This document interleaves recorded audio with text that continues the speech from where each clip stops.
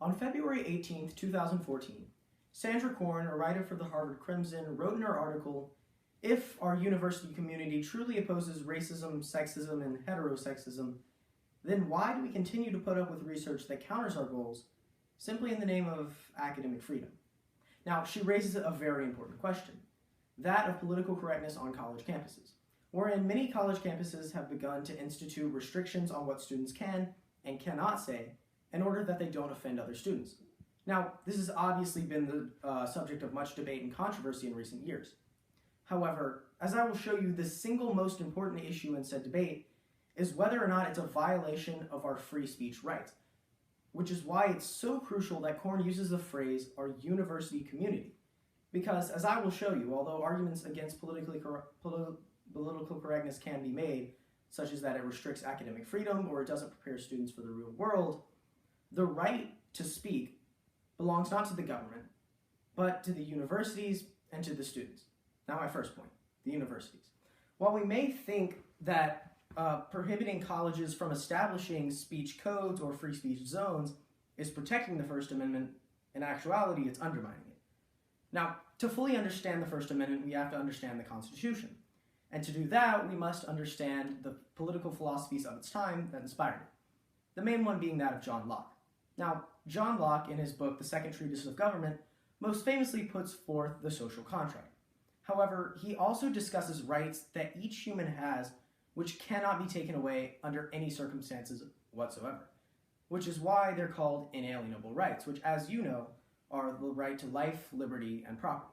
Now, although property was later changed to the pursuit of happiness, these made it into the Declaration of Independence and heavily inspired the Constitution.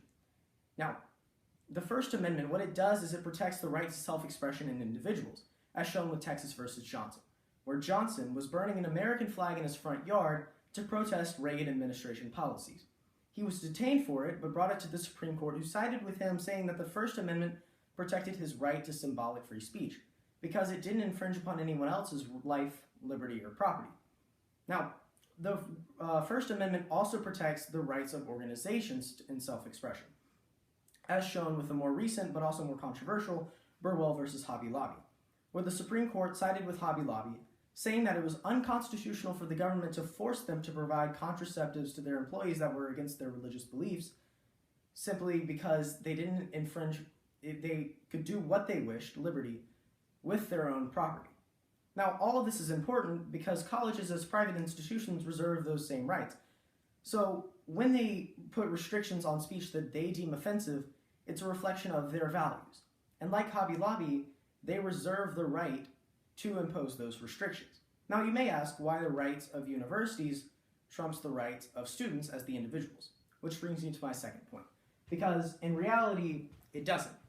Because many, in fact, most students welcome political correctness. In fact, a recent study done by the Pew Research Institute indicated that 40% of millennials thought that the government should take action against what they deem to be offensive speech. Now, while I'm certainly not agreeing with this, we can infer that a much greater percentage would believe it's the prerogative of organizations to impose restrictions on offensive speech. So while we may think that the right to speak is being forcibly taken away from these students, in reality it's being voluntarily given away. And of course there's nothing wrong with that. In fact, we know this exchange is consensual because colleges like Yale or Emory that continue to impose restrictions on free speech definitely remain competitive in today's marketplace. If students' views on political correctness begin to fluctuate as they have in the past, then colleges will have no choice, even public institutions will have no choice but to listen to their consumers, aka the students, and stop what they're doing in order to remain financially viable. So we're giving this power to the entire student body. So, in summary, while I may not have proved that political correctness is helpful to the overall education of the students, from the perspective of the Constitution, the right and the power to speak belongs not to the government, but to the individual organizations, the universities, and to the individuals themselves, the student bodies.